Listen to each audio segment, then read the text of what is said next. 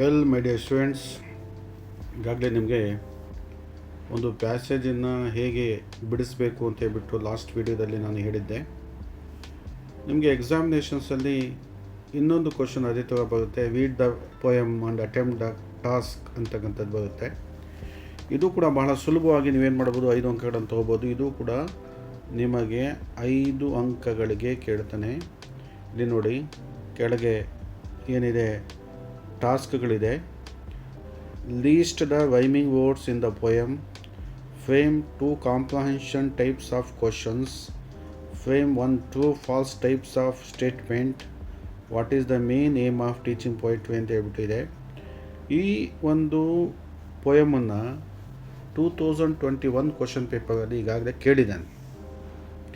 ಇಂತಹ ಒಂದು ಕ್ವಶನ್ಸು, ಇಂತಹ ಒಂದು ಪೋಯಮ್ ಏನಿದೆ ನಿಮಗೆ ಕ್ವಶನ್ ಪೇಪರಲ್ಲಿ ನೋಡೋದಕ್ಕೆ ಸಿಗುತ್ತೆ. ನೀವು ಅದನ್ನು ಕಲೀಲೇಬೇಕಾಗತ್ತೆ. ಯಾಕೆಂತ ಹೇಳಿದ್ರೆ ಕನ್ನಡ ಮೀಡಿಯಮ್ ಸ್ಟೂಡೆಂಟ್ಸ್ಗೆ ಒಂದು ಪೋಯಮನ್ನು ಓದಿ ಅಂಡರ್ಸ್ಟ್ಯಾಂಡ್ ಮಾಡಿಕೊಂಡು ಅದಕ್ಕೆ ಟಾಸ್ಕನ್ನು ಅಟೆಂಪ್ಟ್ ಮಾಡತಕ್ಕಂಥದ್ದು ಬಹಳ ಕಷ್ಟ ಆಗುತ್ತೆ.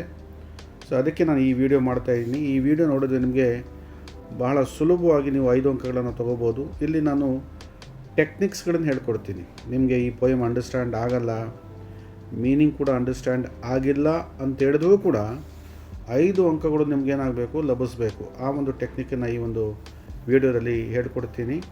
ಈ ವಿಡಿಯೋನ ನೀವು ನೋಡಬೇಕು. ನೋಡಿ, ಇಲ್ಲಿ ನೋಡಿ 2 ಸ್ಟ್ಯಾನ್ಸಾಸ್ ಇದೆ. I saw a snake and ran away, ಮತ್ತು so when he wiggles in the grass ಅಂತ ಇದೆ. ಅಂದರೆ ಮೊದಲನೇ ಪೋಯಮಿನ ಸ್ಟ್ಯಾನ್ಸಾದ ಮತ್ತು ಸೆಕೆಂಡ್ ಸ್ಟ್ಯಾನ್ಸಾ ಒಂದು ಲೈನ್ ಓದಿದ್ದೀನಿ. ನಾನು ಈ ಪೊಯಮನ್ನು ಓದ್ತಾನೇ ಇಲ್ಲ. ಯಾಕೆಂತ ಹೇಳಿದ್ರೆ ನೀವು ಪೊಯಮನ್ನು ಓದಿದ್ರೂ ಕೂಡ ಆ ಒಂದು ಎಕ್ಸಾಮಿನೇಷನ್ ಟೆನ್ಷನಲ್ಲಿ ಅದನ್ನು ಅರ್ಥ ಮಾಡ್ಕೊಳ್ತಕ್ಕಂಥದ್ದು, ಆನ್ಸರ್ ಮಾಡ್ತಕ್ಕಂಥದ್ದು ಸ್ವಲ್ಪ ಏನಾಗುತ್ತೆ, ನಿಮಗೆ ಕಷ್ಟನೇ ಆಗುತ್ತೆ. ಪೊಯಮ್ ಅಂಡರ್ಸ್ಟ್ಯಾಂಡ್ ಆಗಿಲ್ಲ ಅಂದರೂ ಕೂಡ ನಿಮ್ಗೇನು ಬೇಕಾಗುತ್ತೆ, 5 ಅಂಕಗಳು ಬೇಕು.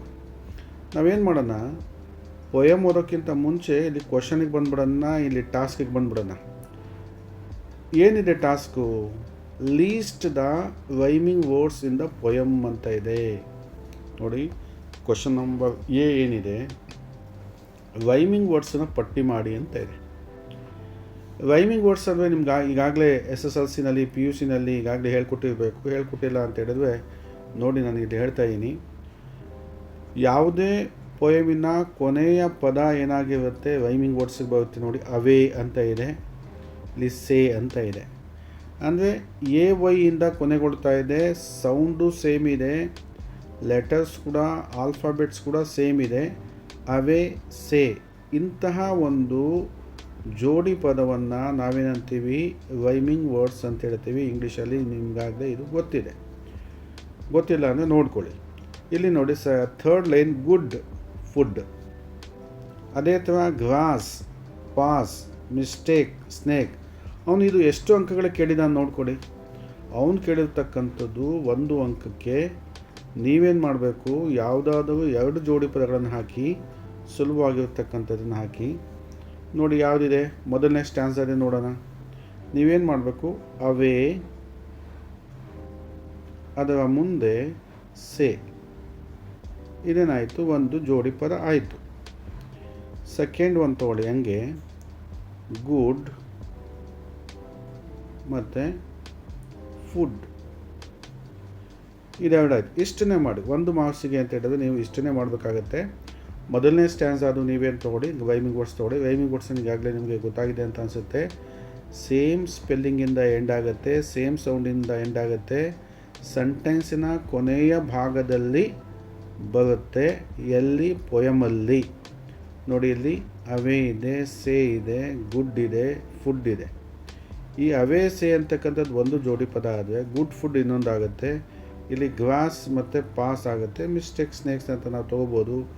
ಅವನು 2 ಮಾರ್ಕ್ಸಿಗೆ ಕೇಳ್ತಾ ಇದ್ದ ಅಂತ ಹೇಳಿದ್ರೆ ಇದೆಲ್ಲ ಆಗ್ಬೋದಾಗಿತ್ತು. ಅವನು ಕೇಳಿರ್ತಕ್ಕಂಥದ್ದು ಒಂದೇ 1 ಅಂಕಕ್ಕೆ ನಾವೇನು ಮಾಡೋಣ, ಅವೇ ಸೇ ಮತ್ತು ಗುಡ್ ಫುಡ್ ಅಂತಕ್ಕಂಥದ್ದು ಇಲ್ಲಿ ಹೀಗೆ ಬರ್ಕೊಂಡ್ರೆ ನಿಮಗೇನಾಗುತ್ತೆ, ಅಂಕ ಸಿಗುತ್ತೆ. ನಾವು ಸೆಕೆಂಡ್ ಕ್ವಶನ್ಗೆ ಹೋಗೋಣ, ಬಿಗೆ ಹೋಗೋಣ. ಬಿನಲ್ಲಿ ಏನಿದೆ ನೋಡಿ, frame 2 comprehension types of questions ಅಂತ ಇದೆ. ಕಾಂಪ್ರಹೆನ್ಷನ್ ಅಂದರೆ ಅರ್ಥ ಮಾಡ್ಕೊಳ್ಳಿ, ಕಾಂಪ್ರಹೆನ್ಷನ್ ಅಂದರೆ ಅಂಡರ್ಸ್ಟ್ಯಾಂಡಿಂಗ್ ಅಂತ. ಕಾಂಪ್ರಹೆನ್ಷನ್ ಅಂದರೆ ಅಂಡರ್ಸ್ಟ್ಯಾಂಡಿಂಗ್, ತಿಳುವಳಿಕೆಗೆ ಸಂಬಂಧಪಟ್ಟಂತಹ 2 ಟೈಪ್ಸ್ ಆಫ್ ಕ್ವಶನ್ಸ್ ಅಂತ ಇದೆ. ಈ ಕಾಂಪ್ರಹೆನ್ಷನ್ಸ್ ಕ್ವಶನ್ಗಳು ಸಾಮಾನ್ಯವಾಗಿ WH ಇಂದ ಸ್ಟಾರ್ಟ್ ಆಗುತ್ತೆ. WH ಅಂದರೆ ನಿಮ್ಗೆ ಈಗಾಗಲೇ ಗೊತ್ತಿದೆ, ವಾಟು, ವೆನ್ನು, ವೇರು, ವಿಚ್ಚು, ಹೂ, ಇದೆಲ್ಲ ಈ ಒಂದು ಪದಗಳಿಂದ ಸ್ಟಾರ್ಟ್ ಆಗುವಂತಹ ಒಂದು ಕ್ವಶನ್ಸ್ಗೆ ನಾವೇ ಅಂತೀವಿ ಕಾಂಪ್ರಹೆನ್ಷನ್ ಕ್ವಶನ್ಸ್ ಅಂತೀವಿ. ಕಾಂಪ್ರಹೆನ್ಷನ್ ಮೀನಿಂಗ್ ಏನು ಅಂತ ಹೇಳಿದ್ರೆ ಅಂಡರ್ಸ್ಟ್ಯಾಂಡಿಂಗ್ ಅಂತ ಹೇಳ್ಬಿಟ್ಟು. ಈಗ ಕ್ವಶನ್ಸ್ ಏನು ತೆಗಿಬೇಕು ಅಂತಕ್ಕಂಥ ನೋಡೋಣ. ಇಲ್ಲಿ ಎಷ್ಟು ಕ್ವಶನ್ಸ್ ಕೇಳಿದ್ದಾವೆ? 2 ಕ್ವಶನ್ಸು. ಎಷ್ಟು ಮಾರ್ಕ್ಸು? ಇಲ್ಲಿ ನೋಡಿ 2 ಮಾರ್ಕ್ಸನ್ನು ಇಟ್ಟಿದ್ದಾವೆ. ಇಲ್ಲಿ ಒಂದು ಕ್ವಶನ್ಗೆ 1 ಅಂಕ ಇದೆ. ನಿಮಗೆ SSLC PUCನಲ್ಲಿ ಏನು ಹೇಳ್ತಾಯಿದ್ರು, ಕ್ವಶನ್ಸ್ ಕೊಡ್ತಾಯಿದ್ರು, ಅದಕ್ಕೆ ಆನ್ಸರ್ ಮಾಡಬೇಕಿತ್ತು. ಇಲ್ಲಿ ನೀವೇನು ಮಾಡಬೇಕು, ಕ್ವಶನ್ಸನ್ನು ತೆಗಿಬೇಕು. ಯಾಕೆಂದರೆ you are going to become teachers. ಅದಕ್ಕೆ ನಿಮಗೆ ಕ್ವಶನ್ಸನ್ನು ಹೇಗೆ ಫ್ರೇಮ್ ಮಾಡಬೇಕು, ಹೇಗೆ ಕನ್ಸ್ಟ್ರಕ್ಟ್ ಮಾಡಬೇಕು, ರಚನೆ ಮಾಡಬೇಕು ಗೊತ್ತಿರಬೇಕು ಅಂತ ಹೇಳ್ಬಿಟ್ಟು ಇಂತಹ ಒಂದು ಟಾಸ್ಕ್ಗಳನ್ನು, ಆ್ಯಕ್ಟಿವಿಟಿನ ಎಕ್ಸಾಮಲ್ಲಿ ನೀಡಲಾಗುತ್ತೆ. ಈಗ ಕ್ವಶನ್ಸ್ ಹೇಗೆ ತೆಗಿಬೇಕು ಅದು ನೋಡಿ. ಈಗ ಪೊಯಮೇ ನಮ್ಗೆ ಅಂಡರ್ಸ್ಟ್ಯಾಂಡ್ ಆಗ್ತಾ ಇಲ್ಲ, ಕ್ವಶನ್ಸ್ ಹೇಗೆ ತೆಗಿಬೇಕು ಅನ್ನೋದು ನಿಮಗೆ ಸಮಸ್ಯೆ. ಅದನ್ನು ಬಿಡಿ ನೋಡಿ. ಈಗ I saw a snake and ran away ಅಂತಕ್ಕಂಥದ್ದು ಮೊದಲನೇ ಲೈನ್ ತಗೊಳ್ಳೋಣ ನಾವು. I saw a snake and ran away. Second sentence ಬರೋಣ, ಸಮ್ ಸ್ನೇಕ್ಸ್ ಆರ್ ಡೇಂಜರಸ್ ಅಂತ ಇದೆ. ಈ ಸೆಕೆಂಡ್ ಸೆಂಟೆನ್ಸ್ ಏನಿದೆ ನನಗೆ ಸುಲಭ ಅಂತ ಅನ್ನಿಸ್ತಾ ಇದೆ ಕ್ವಶನ್ ತೆಗಿಯೋಕ್ಕೆ. ಯಾಕೆ ಅಂತ ಕೇಳಿದ್ರೆ ನೋಡಿ, ಇಲ್ಲಿ ಬ್ರ್ಯಾಕೆಟಲ್ಲಿ ಹಾಕ್ಕೊಂತೀನಿ ನಾನು. ಸಮ್ ಸ್ನೇಕ್ಸ್ ಆರ್ ಡೇಂಜರಸ್ ಅಂತ ಇದೆ. ನಾವೇನು ಮಾಡ್ಬಿಡೋಣ, ಸಮ್ ಸ್ನೇಕ್ಸ್ ಏನು ಮಾಡ್ಬಿಡೋಣ, ಕಾಟ್ ಮಾಡೋಣ, ಇದು ಇಲ್ದಂಗೆ ಮಾಡ್ಬಿಡೋಣ ಕ್ವಶನ್ ತೆಗಿಯೋಕ್ಕೆ. ಈಗ ನಾವು ಏನು ಮಾಡ್ಬೋದು, ಸಮ್ ಸ್ನೇಕ್ ಜಾಗದಲ್ಲಿ ವಿಚ್ ಅಂತ ಬರೆಯೋಣ. Which are dangerous. ಡೇಂಜರಸ್ ಯಾರು ಅಂತ ಹೇಳ್ಬಿಟ್ಟು ಇಲ್ಲಿ ಕ್ವಶನ್ ಮಾರ್ಕ್ ಹಾಕ್ಬಿಡೋಣ. ಏನಾಯಿತು, ಅಂಡರ್ಸ್ಟ್ಯಾಂಡಿಂಗ್ ಕ್ವಶನ್ ಆಗ್ತು. ಇಲ್ಲಿ ಬರೀತೀನಿ ನೋಡಿ, ಬಿಗೆ ವಿಚ್ ಆರ್ ಡೇಂಜರಸ್. ಡೇಂಜರಸ್ ಯಾರು ಅಂತ ಹೇಳ್ಬಿಟ್ಟು ಅದಕ್ಕೆ ಆನ್ಸರ್ ಏನಾಗುತ್ತೆ, ಸಮ್ ಸ್ನೇಕ್ಸ್ ಆಗುತ್ತೆ. ಆಮೇಲೆ ವಿಚ್ ಜಾಗದಲ್ಲಿ ನಾವು ವಾಟ್ ಕೂಡ ಸೇರಿಸ್ಬೋದು. ವಾಟ್ ಆರ್ ಡೇಂಜರಸ್ ಅಂತಲೂ ಕೂಡ ಮಾಡಬಹುದು. ನೀವು ಯಾವ್ದು ಬೇಕಾದರೂ ಮಾಡಿಕೊಡಿ. ವಾಟ್ ಆರ್ ಡೇಂಜರಸ್ ಅಂತಲೂ ನೀವು ಕ್ವಶನ್ಸನ್ನ ತೆಗಿಬೋದು. ವಿಚ್ ಆರ್ ಡೇಂಜರಸ್ ಅಂದರೆ ಈಗ ಏನೇ ಮಾಡೋದು ಇದಕ್ಕೆ ಸಂಬಂಧಪಟ್ಟಿದ್ದು ಒಂದೇ ಒಂದು ಕ್ವಶನ್ ಆಗುತ್ತೆ. ವಿಚ್ ಆರ್ ಡೇಂಜರಸ್ ಅಂದಾಗ ಡೇಂಜರಸ್ ಯಾವುದು ಅಂತಕ್ಕಂಥದ್ದಾಗುತ್ತೆ. ಡೇಂಜರಸ್, ವಾಟ್ ಆರ್ ಡೇಂಜರಸ್ ಏನು ಅಂತಕ್ಕಂಥದ್ದಾಗುತ್ತೆ. ಯಾವುದು ನಡೆಯುತ್ತೆ, ಯಾವುದಾದ್ರು ಒಂದನ್ನು ನೀವು ಇಲ್ಲಿ ಆಯ್ಕೆ ಮಾಡ್ಕೋಬೋದು ನೋಡಿ. Which are dangerous. ಈಗ ನಾನು ಏನು ಮಾಡ್ತಾಯಿದ್ದೀನಿ, ಕಾಂಪ್ರಹೆನ್ಷನ್ ಕ್ವಶನ್ಸನ್ನ ತೆಗಿತಾ ಇದ್ದೀನಿ, ಸುಲಭವಾಗಿ ತೆಗಿತಾ ಇದ್ದೀನಿ. ಅದಕ್ಕೆ ನಾನು ಏನು ಮಾಡಿದೆ, ಸಮ್ ಡೇಂಜರಸ್ನ ಏನು ಮಾಡಿದೆ, ಕಾಟ್ ಮಾಡಿದೆ ನಿಮ್ಮ ಮುಂದೆನೇ. ಏನಾಯಿತು, ಕ್ವಶನ್ನು ಆಯಿತು. ಆ ಕಾಟ್ ಮಾಡಿ ಸಮ್ ಸ್ನೇಕ್ಸ್ ಜಾಗದಲ್ಲಿ ವಿಚ್ನ ಮಾಡಿದೆ ನೋಡಿ. ವಿಚ್ ಮಾಡಿದೆ, ಮತ್ತು ಆ ಇಲ್ಲೇ ಹಿಡಿಸ್ಕೊಂಡೆ, ಡೇಂಜರಸ್ ಇಲ್ಲೇ ಹಿಡಿಸ್ಕೊಂಡೆ, ಮತ್ತು ಕ್ವಶನ್ ಮಾರ್ಕ್ ಹಾಕಿದೆ. ಏನಾಯ್ತಿದು, ವಿಚ್ ಆರ್ ಡೇಂಜರಸ್ ಅಂತ ಆಯಿತು, ಕ್ವಶನ್ ಆಯಿತು. ಹೀಗೆ ನೀವೇನು ಮಾಡ್ಬೋದು, ಕ್ವಶನ್ ತೆಗಿಬೋದು. ಇಲ್ಲಿ ಇನ್ನೊಂದು ಕ್ವಶನ್ ತೆಗಿಬೇಕಾಗಿದೆ. ಎಷ್ಟು ಕೇಳಿದ್ದಾನೆ ನಾನು, 2 ಕೇಳಿದ್ದಾನೆ.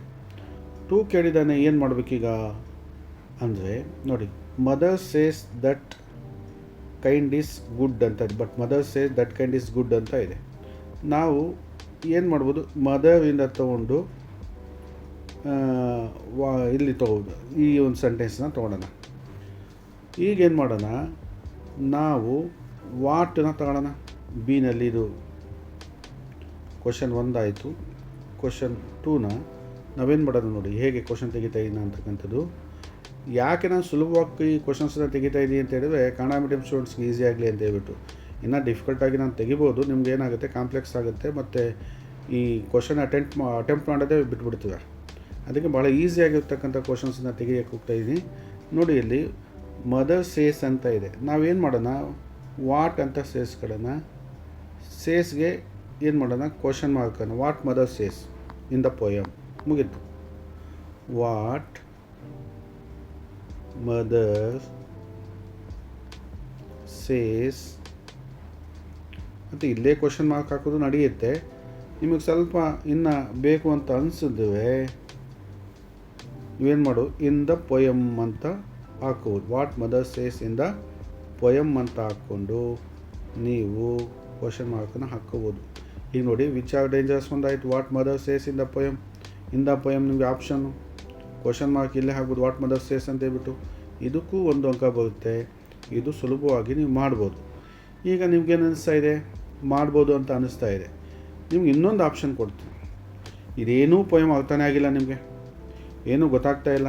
ನಾನು ಹೇಳೋದೇ ಒಂದು ಪೊಯಮು, ಅವ್ನು ಕೊಡೋದು ಇನ್ನೊಂದು ಪೊಯಮು, ಹೊಸ ಪೊಯಮ್ ಕೊಟ್ಟಿರ್ತವೆ, ಅನ್ಸೀನ್ ಪೊಯಮ್, ಅದು ಓದಿಲ್ಲ, ಭಾಳ ಕಷ್ಟ ಆಗ್ತಾಯಿದೆ. ಕ್ವಶನ್ ತೆಗಿಯೋಕ್ಕೆ ಒಂದೇನೋ ತೆಗೆದುಬಿಟ್ಟು ಇನ್ನೊಂದು ತೆಗಿಯೋಕ್ಕೆ ಕಷ್ಟ ಆಗ್ತಾಯಿದೆ ಅಂತ ಹೇಳಿದರೆ ಯಾವ ಪೊಯಮ್ ಅಂತ ನೋಡ್ಕೊಳ್ಳಿ. ಇದು ಯಾವ ಪೊಯಮ್ ಇದು? ಗಾರ್ಡನ್ ಸ್ನೇಕ್ ಅಂತ ಇದೆ. ಭಾಳ ಸುಲಭವಾಗಿ ನೀವು ಹೇಗೆ ಕ್ವಶನ್ಸ್ ತೆಗಿಬೋದು ಅಂತ ಹೇಳಿದ್ರೆ, ನಾನು ಇಲ್ಲಿ ತೆಗಿತೀನಿ ನೋಡಿ. What is the message of the poem. ಯಾವ ಪೊಯಮ್ಮು? ಗಾರ್ಡನ್ ಸ್ನೇಕ್ ಅಂತ ಬರೆದು ಕ್ವಶನ್ ಮಾರ್ಕ್ ಹಾಕಿ ನೋಡಿ. What is the message of the poem ಅಂತ ನೀವು ನೆನಪಲ್ಲಿ ಇಟ್ಕೊಳ್ಳಿ. ಮುಂದಕ್ಕೆ ಇದು ಗಾರ್ಡನ್ ಸ್ನೇಕ್ ಅಂತ ಇದೆ, ಅದಕ್ಕೆ ನಾನೇನು ಮಾಡಿದೆ, ಗಾರ್ಡನ್ ಸ್ನೇಕ್ ಹಾಕಿದೆ. ನಿಮಗೆ ಯಾವ ಪೊಯಮ್ ಕೊಡ್ತಾನೆ ಆ ಪೊಯಮ್ ನೇಮನ್ನು ಇಲ್ಲಿ ಹಾಕಿ, ಈ ಗಾರ್ಡನ್ ಸ್ನೇಕನ್ನು ಅಥವಾ ಏನು ಕೊಟ್ಟಿರ್ತಕ್ಕಂಥ ಪೊಯಮನ್ನು ಇನ್ವರ್ಟೆಡ್ ಕಾಮದಲ್ಲಿ ಹಾಕಿ ಏನು ಮಾಡಿ, ಕ್ವಶನ್ ಮಾರ್ಕ್ ಹಾಕಿ, ಕೆಲಸ ಮುಗಿಯುತ್ತೆ. ಅಂದರೆ ನಿಮ್ಗೆ ಈಗಾಗಲೇ ಒಂದು ಮಾರ್ಕ್ಸ್ ಸಿಕ್ತು ನೋಡಿ. ಹೆಂಗೆ? What is the message of the poem ಅಂತ ಬಹೆಟ್ ಮಾಡ್ಕೋಬೋದಾ? ಆಮೇಲೆ ಏನು ಮಾಡಿ, ನೀವು ಕೊಟ್ಟಿರ್ತಕ್ಕಂಥ ಟೈಟಲ್ ಹಾಕ್ಬಿಡಿ, ಅದು ಇನ್ವರ್ಟೆಡ್ ಕಾಮದಲ್ಲಿ ಹಾಕಿ, ಆಮೇಲೆ ಕ್ವಶನ್ ಮಾರ್ಕ್ ತೆಗೀವಿ. ಕ್ವಶನ್ ಮಾರ್ಕ್ ತೆಗೀವಿ ಹಾಕಿ ಅಂತ ಅಲ್ಲಿ ಕ್ವಶನ್ ಮಾರ್ಕ್ ಹಾಕಿ. ಅಷ್ಟು ಮಾಡಿದ್ರೆ ನಿಮ್ಗೇನಾಗುತ್ತೆ, ಒಂದು ಮಾರ್ಕ್ಸ್ ಸಿಗುತ್ತೆ. ಸೊ ಇಲ್ಲಿ ನಾನು ಎಷ್ಟು ಕ್ವಶನ್ ತೆಗೆದೆ ಈಗ? ವಿಚ್ ಆರ್ ಡೇಂಜರಸ್ ಆಯಿತು, what mother says in the poem ಆಯಿತು. ಅದು ಯಾವುದು ಗೊತ್ತಿಲ್ಲ ಅಂದರೆ ನಿಮಗೆ ನೀವೇನು ಮಾಡ್ಬೋದು, what is the message of the poem garden snake ಅಂತ ಹೇಳ್ಬಿಟ್ಟು ನೀವೇನು ಮಾಡ್ಬೋದು, ಈ ಥರ ನೀವು ಆನ್ಸರ್ ಮಾಡ್ಬೋದು. ನಿಮ್ಗೆ ಎಷ್ಟು ಅಂಕ ಸಿಗುತ್ತೆ? ಇದಕ್ಕೆ 2 ಅಂಕ ಸಿಗುತ್ತೆ. ಹೌದಾ? ಈಗ ರೈಮಿಂಗ್ ವರ್ಡ್ಸ್ ಗೊತ್ತಾಯ್ತು ನಿಮಗೆ, ಮತ್ತು ಕಾಂಪ್ರಹೆನ್ಷನ್ ಟೈಪ್ಸ್ ಆಫ್ ಕ್ವಶನ್ ತೆಗೆಯೋದು ಕೂಡ ಗೊತ್ತಾಯಿತು. ಈಗ ನಾವು ಕ್ವಶನ್ ಸಿಗೆ ಹೋಗೋಣ. ಕ್ವಶನ್ ಸಿನಲ್ಲಿ ಏನಿದೆ? Frame 1 true false types of statement ಇದೆ. ಟ್ರೂ ಅಥವಾ ಫಾಲ್ಸ್ ಸ್ಟೇಟ್ಮೆಂಟ್ ಅಂತಕ್ಕಂಥದ್ದು ಇದು ಬಹಳ ಸುಲಭ ನೋಡಿ. ನಿಮಗೆ ನೀವು ನಾನು ಹೇಳ್ದಂಗೆ ಕೇಳಿದ್ರೆ ಇದರಲ್ಲಿ 5 ಅಂಕಗಳು ಸುಲಭವಾಗಿ ನಿಮಗೆ ಲಭ್ಯ ಆಗುತ್ತೆ. ಮತ್ತು ಇಂಗ್ಲೀಷ್ ಪಾಸ್ ಆಗೋದು ಏನಾಗುತ್ತೆ, ಸುಲಭ ಆಗಿಬಿಡುತ್ತೆ. ಇಂಗ್ಲೀಷು ಯಾಕೆ ಕಷ್ಟ ಆಗುತ್ತೆ ಅಂದರೆ 60ಗೆ 30 ತೊಗೋಬೇಕಾಗುತ್ತೆ, 50% ತೊಗೋಬೇಕು. ನೀವು SLC PUCನಲ್ಲಿ ಇಂಗ್ಲೀಷ್ ಪಾಸ್ ಆದಂಗೆ DEDಲ್ಲಿ ಪಾಸ್ ಆಗೋಲ್ಲ.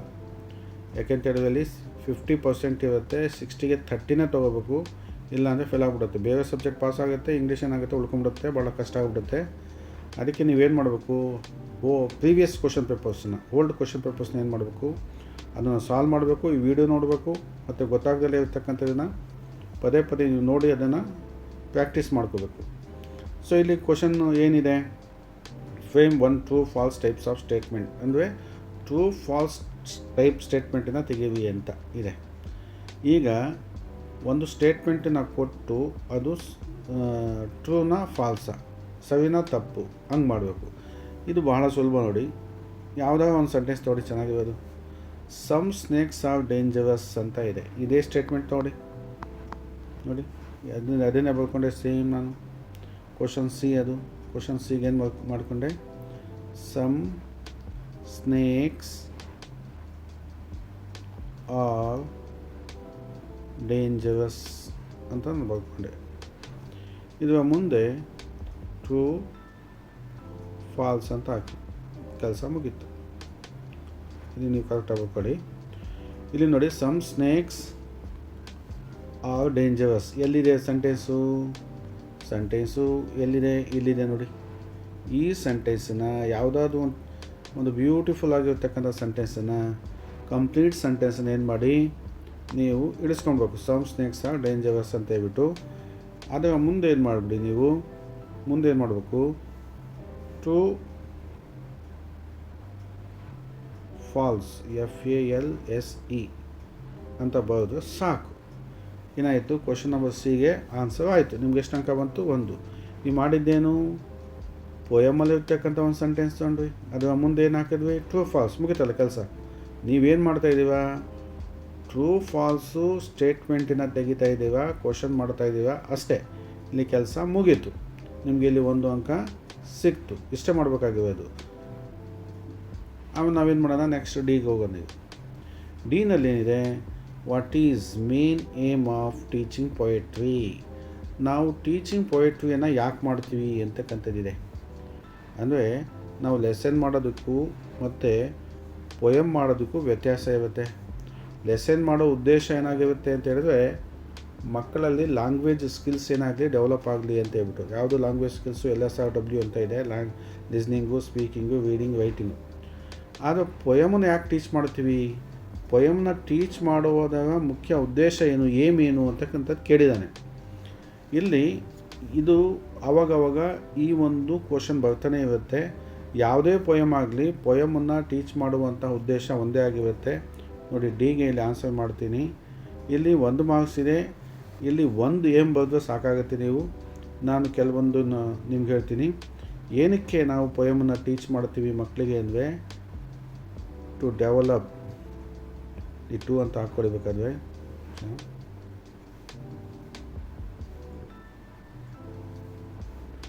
ಟು ಡೆವಲಪ್ ಇಮ್ಯಾಜಿನೇಷನ್ ಅಂತ ಹಾಕ್ಕೊಳ್ಳಿ. ಮಕ್ಕಳಲ್ಲಿ ಏನು ಬೆಳೆಸ್ಬೇಕು ನಾವು, ಇಮ್ಯಾಜಿನೇಷನ್. ಪೊಯಮ್ಸಲ್ಲಿ ಏನಿರುತ್ತೆ, ಇಮ್ಯಾಜಿನೇಷನ್ ಇರುತ್ತೆ. ನಾವು ಮಕ್ಕಳಲ್ಲಿ ಏನು ಡೆವಲಪ್ ಮಾಡ್ತೀವಿ, ಪೊಯಮನ್ನು ಮಾಡಿ ಇಮ್ಯಾಜಿನೇಷನ್ ಡೆವಲಪ್ ಮಾಡ್ತೀವಿ. ಮತ್ತು ಇನ್ನೊಂದು ಹಾಕ್ತೀನಿ, ಇದು 1 ಅಂತ ಅಂದ್ಕೊಡಿ, ಇನ್ನೊಂದು 2. ಇನ್ನೇನಕ್ಕೆ ನಾವು ಪೊಯಮನ್ನು ಟೀಚ್ ಮಾಡಬಹುದು ಅಂತ ಹೇಳಿದ್ರೆ, ಅಪ್ರಿಸಿಯೇಷನ್. ಏನಕ್ಕೆ, ಅಪ್ರಿಸಿಯೇಷನ್ ಅಂತ ಹಾಕೊಳ್ಳಿ. Appreciation, APPRECATION, appreciation of the beauty of the poem ಅಂತ ಬರೀ. ಅಪ್ರಿಸಿಯೇಷನ್ಗೆ ಅಂದರೆ ಯಾವುದೇ ಒಂದು ಪೊಯಮನ್ನು ಅಪ್ರಿಸಿಯೇಟ್ ಮಾಡೋದಕ್ಕೆ ನಾವೇನು ಮಾಡ್ತೀವಿ, ಪೊಯಮ್ನ ಟೀಚ್ ಮಾಡ್ತೀವಿ. ಒಂದು ಟು ಡೆವಲಪ್ ಇಮ್ಯಾಜಿನೇಷನ್, ಇನ್ನೊಂದು appreciation of the beauty of the poem. ನಿಮಗೆ ಇದು of the beauty of the poem ಗೊತ್ತಾಗಿಲ್ಲ ಅಂದರೂ ಕೂಡ ಅಪ್ರಿಸಿಯೇಷನ್ ಅಂತ ಈ ಪದ ಬರೆದು ಸಾಕು, ನಿಮಗೆ 1 ಮಾರ್ಕ್ಸ್ ಸಿಗುತ್ತೆ. ಇದು ಡೆವಲಪ್ ಇಮ್ಯಾಜಿನೇಷನ್ ಅಂತ ಬರೆದು ನಿಮಗೆ ಮಾರ್ಕ್ಸ್ ಸಿಗ್ಬಿಡುತ್ತೆ. ಸೊ ಇಷ್ಟನ್ನು ನೀವು ಮಾಡಬೇಕಾಗತ್ತೆ. ಯಾವುದೇ ಪೊಯಮ್ ಆಗಲಿ, what is the main aim of teaching poetry ಅಂದರೆ ಇದನ್ನೇ ನೀವು ಹಾಕಬೇಕಾಗತ್ತೆ. To develop imagination, appreciation of the beauty of the poem. ಇಷ್ಟನ್ನು ಬರೆದ್ರೆ ನಿಮ್ಗೇನಾಗುತ್ತೆ, ಮಾರ್ಕ್ಸ್ ಲಭ್ಯ ಆಗುತ್ತೆ. ಸೊ ನಿಮಗೀಗ ಈಸಿಯಾಗಿ ಏನಾಯಿತು, 5 ಅಂಕಗಳು ಸಿಕ್ತು. ರೈಮಿಂಗ್ ವರ್ಡ್ಸ್ ನಿಮಗೆ ಗೊತ್ತಾಯಿತು ಹೇಗಾಗಬೇಕು ಅಂತಕ್ಕಂಥದ್ದು. ಆಮೇಲೆ ಕಾಂಪ್ರಹೆನ್ಷನ್ ಟೈಪ್ಸ್ ಆಫ್ ಕ್ವಶನ್ಸನ್ನು ಹೇಗೆ ಬರೀಬೇಕು ಅದು ಗೊತ್ತಾಯಿತು. ಟ್ರೂ ಫಾಲ್ಸ್ ಕೂಡ ನಿಮಗೆ ಗೊತ್ತಾಯಿತು. ಮತ್ತು main aim of teaching poetry ಕೂಡ ಗೊತ್ತಾಯಿತು. ಇಲ್ಲಿ ನೀವು ಬಹಳ ಸುಲಭವಾಗಿ 5 ಅಂಕಗಳನ್ನು ತಗೋಬೋದು. ನಾನು ಮೊದಲೇ ಈಗಾಗಲೇ ಪ್ಯಾಸೇಜನ್ನು ಮಾಡಿದ್ದೆ, ಅದು ಈಗಾಗಲೇ ವಿಡಿಯೋ ಅಪ್ಲೋಡ್ ಆಗಿದೆ. ಅದರಲ್ಲೂ ಕೂಡ 5 ಅಂಕಗಳನ್ನು ಹೇಗೆ ತಗೋಬೇಕು ಅಂತ ನಾನು ಹೇಳಿದ್ದೆ. ಆ ವಿಡಿಯೋ ನಿಮಗೆ ಲಭ್ಯ ಆಗಿಲ್ಲ ಅಂದರೆ ಈ ವಿಡಿಯೋನ ಒಂದು ಡಿಸ್ಕ್ರಿಪ್ಷನ್ ಬಾಕ್ಸಲ್ಲಿ ನಾನು ಲಿಂಕನ್ನು ಹಾಕಿರ್ತೀನಿ. ಅದನ್ನು ಕೂಡ ನೀವು ನೋಡಿ ಹೆಚ್ಚು ಏನು ಮಾಡಬೇಕು, ನೀವು ಪ್ರೀವಿಯಸ್ ಕ್ವಶನ್ ಪೇಪರ್ನ ಪ್ರಾಕ್ಟೀಸ್ ಮಾಡಬೇಕು. ನೀವೇನಾದರೂ ಸೋರ್ಸ್ ಬುಕ್ಕು ಓದಿ ಪಾಸಾಗ್ತೀವಿ ಅಂತ ಹೇಳಿದ್ರೆ ಭಾಳ ಕಷ್ಟ. ಯಾಕೆಂದರೆ ಸೋರ್ಸ್ ಬುಕ್ ತುಂಬ ಇದೆ, ಅದು ಅಷ್ಟು ಅಂಡರ್ಸ್ಟ್ಯಾಂಡ್ ಆಗಲ್ಲ. ಅದಕ್ಕೆ ನೀವು ಕ್ವಶನ್ ಪೇಪರ್ಸನ್ನು ಏನು ಮಾಡಬೇಕು, ಸಾಲ್ವ್ ಮಾಡಬೇಕಾಗತ್ತೆ, ಪ್ರಾಕ್ಟೀಸ್ ಮಾಡಬೇಕಾಗತ್ತೆ. ಈ ಥರದ ಕೆಲವೊಂದು ಟೆಕ್ನಿಕ್ಸ್ಗಳನ್ನು ಬಳಸ್ಕೊಂಡು ನೀವೇನು ಮಾಡಬೇಕು, ಎಕ್ಸಾಮನ್ನು ಏನು ಮಾಡಬೇಕು, ಫೇಸ್ ಮಾಡಬೇಕು. ಆಗ ಏನಾಗುತ್ತೆ, ಈ ಇಂಗ್ಲೀಷ್ ಪಾಸ್ ಆಗುತ್ತೆ. ಇಲ್ಲಾಂದರೆ ಕನ್ನಡ ಮೀಡಿಯಮ್ ಸ್ಟೂಡೆಂಟ್ಸ್ಗೆ ಭಾಳ ಕಷ್ಟ ಆಗುತ್ತೆ. ಅದಕ್ಕೆ ಈ ವಿಡಿಯೋನ ವಾಚ್ ಮಾಡಿ. ನಿಮಗೇನಾದರೂ ತುಂಬಾ ಈ ವಿಡಿಯೋಯಿಂದ ಉಪಯೋಗ ಆಗ್ತಾಯಿದ್ರೆ ನೀವು ಈ ಒಂದು ಚಾನಲನ್ನು ಸಬ್ಸ್ಕ್ರೈಬ್ ಮಾಡಿಕೊಡಿ. ಯಾಕೆಂದರೆ ನನ್ನ ಹೊಸ ವೀಡಿಯೋಗಳು ನಿಮಗೆ ಅತಿ ಬೇಗ ಸಿಗುತ್ತೆ. ಮತ್ತು ನಿಮಗೇನಾದರೂ ಇನ್ನೂ ಏನಾದರೂ ಮಾಹಿತಿಗಳು ಬೇಕು, ಇನ್ನೇನಾದರೂ ಕ್ವಶನ್ ಪೇಪರ್ಸ್ಗಳಲ್ಲಿ ನಿಮಗೆ ಅರ್ಥ ಆಗದೇ ಇರ್ತಕ್ಕಂಥ ಕ್ವಶನ್ಸ್ ಇತ್ತು ಅಂತ ಹೇಳಿದ್ರೆ ಕಾಮೆಂಟ್ ಬಾಕ್ಸಲ್ಲಿ ನೀವು ಕಾಮೆಂಟ್ ಮಾಡಿ ಏನನ್ನು ನಾನು ಟೀಚ್ ಮಾಡಬೇಕು ಮತ್ತು ನಿಮಗೇನು ಅಂಡರ್ಸ್ಟ್ಯಾಂಡ್ ಆಗ್ತಾ ಇಲ್ಲ ಅದೆಲ್ಲ ಕಾಮೆಂಟ್ ಮಾಡಿ ನಾನು ಅದನ್ನು ಸಾಲ್ವ್ ಮಾಡೋದಕ್ಕೆ ಆದಷ್ಟು ಪ್ರಯತ್ನ ಪಡ್ತೀನಿ ಅಂತ ಹೇಳ್ತಾ ನಾನು ಈ ವಿಡಿಯೋನ ಮುಗಿಸ್ತಾ ಇದ್ದೀನಿ. Thank you.